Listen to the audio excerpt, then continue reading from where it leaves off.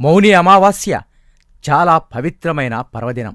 నదుల్లో పవిత్ర స్నానాలు ఆచరిస్తారు. స్నానం యొక్క పవిత్రత 2 లేదా ఎక్కువ నదులు కలిసే చోట చేస్తే పెరుగుతుంది. మౌని అమావాస్య కొత్త సంవత్సరపు మొదటి అమావాస్యగా మరియు మహాశివరాత్రి ముందు ఆఖరి అమావాస్యగా వస్తుంది. మౌని అమావాస్యను మౌనంగా ఉండే అమావాస్య అని అంటారు. ఈరోజు సాధువులు మౌనంగా ఉంటారు. దీన్ని జ్ఞానంను నిద్రలేపే చర్యగా భావించి దానికోసం మాటలు అవసరం లేదని భావిస్తారు.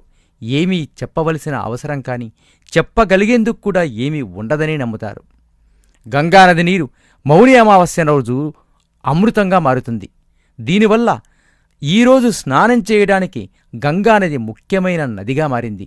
గంగానదిలో స్నానం చేయడానికి మౌని అమావాస్య మేటి రోజు. భక్తులు మాఘమాసం మొత్తం గంగానదిలో స్నానం చేయాలని వ్రతమూ చేపడతారు. వారు పుష్య పూర్ణిమ నాడు మొదలుపెట్టి మాఘ పూర్ణిమ నాడు వ్రతాన్ని పూర్తి చేస్తారు.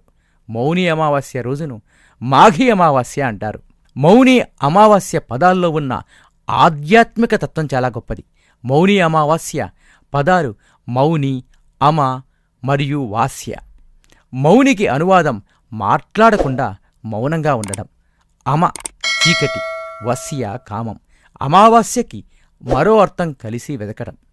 దీని అర్థం పగటిపూట మౌనంగా ఉండి చీకటిని, కామాన్ని తొలగించుకోవాలని. చంద్రదేవుడు లేదా చందమామ మన మనస్సులను నియంత్రించే గ్రహం. మౌని అమావాస్య నాడు చంద్రుడు కనబడడు. భగవాన్ శ్రీకృష్ణుడు భగవద్గీతలో చెప్పినట్టు మన మనస్సే మనకి గొప్ప స్నేహితుడు. అందుకని దానికి సరిగ్గా శిక్షణనిస్తే నియంత్రణలో ఉంటుంది. దానికి మీమీద నియంత్రణనిస్తే అదే గొప్ప శత్రువుగా మారుతుంది. శరీరాన్ని, మనస్సును, ఆత్మను శుద్ధి చేసుకునే పవిత్ర నదుల్లో స్నానం మరియు మౌనంగా ఉండే సాంప్రదాయానికి కూడా కారణమిది. గంగానదిలో స్నానం చేయలేకపోతే మీ ఇంట్లో గంగానది నీళ్లు కొంచెం ఉన్నట్టయితే అందులో కొన్ని చుక్కలను స్నానం చేసే నీళ్లకు జత చేయండి. మీరు స్నానం చేసే ముందు ఈ మంత్రాన్ని చదవండి. గంగేచ యమునే చైవ గోదావరి సరస్వతి నర్మదా సింధు కావేరి జలేస్మిన్ సన్నిధుం కురు. ఈ మంత్రం భారత ఉపఖండంలోని అన్ని పవిత్ర నదుల ఆశీర్వాదాన్ని మరియు తమ అంశాలను మీ స్నానం చేసే నీటిలో చేరేలా చేస్తుంది. మౌని అమావాస్య సాంప్రదాయంగా భక్తులు మౌని అమావాస్య రోజు ఉపవాసము ఉంటారు, మౌనవ్రతము చేస్తారు మరియు ఒక్క మాట కూడా మాట్లాడకుండా జాగ్రత్త పడతారు. గంగానదిలో స్నానం తప్పని సరి అని భావిస్తారు. పితృపూజ చేయడానికి మౌని అమావాస్య మంచి రోజు. మీరు మీ పూర్వీకులను గుర్తు చేసుకుని వారి జ్ఞాపకాలను గౌరవిస్తూ వారి ఆశీస్సులు కోరాలి. ధ్యానం మిమ్మల్ని శాంతపరిచి మనస్సును నియంత్రిస్తుంది. రుద్రాక్షలు చంద్రుడితో సంబంధం ఉన్నందున రుద్రాక్షమాలను ఈరోజు మీరు ధరించి ఇవి వేసుకుంటే మీ ఆందోళన తగ్గి ప్రశాంతత ఏర్పడుతుంది. మీకు జంతువులకు ఆహారం పెట్టి, అనగా కుక్కలు, ఆవులు మరియు కాకుల వంటి జంతువులకు ఈరోజు ఆహారం పెట్టడం పవిత్రమైంది.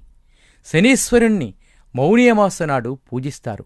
నువ్వులు లేదా నువ్వుల నూనెతో ఈరోజు శనీశ్వరుడికి అభిషేకము చేస్తారు. ఈరోజు కొంత డబ్బును మీరు పేదలు మరియు అవసరమైన వారికి దానం చేయాలి.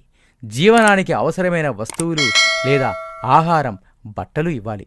ఓం శ్రీమాత్రే నమః. నీలో నీకు నమ్మకము కలిగినప్పుడే నీవు దేవుడిని నమ్మగలవు. శతం జీవ శరదో వర్ధమానః, శతం హేమంతాన్ శతం వసంతాన్.